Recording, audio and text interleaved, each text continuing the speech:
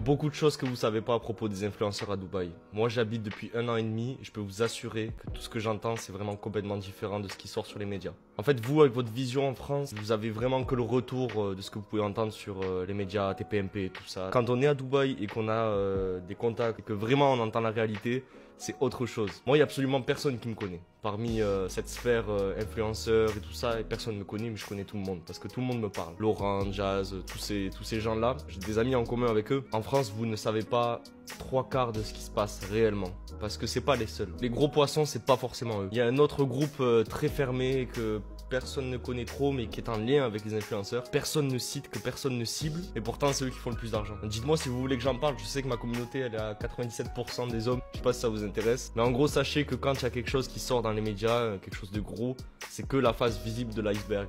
En dessous, il y a vraiment des choses bien pires que ça. Demandez-vous pourquoi ils sont à Dubaï. C'est pas qu'une raison de taxe, c'est pas qu'une raison de il y a le soleil ou alors la sécurité, tout ça. Il y a beaucoup d'autres raisons de pourquoi ils sont à Dubaï. Pourquoi ils vont pas aux États-Unis par exemple. Moi je sais très bien et d'ailleurs il y a eu un événement il y a pas longtemps qui confirme ce que je pense. Donc voilà, dites-moi si vous voulez que j'en parle un peu plus de ça.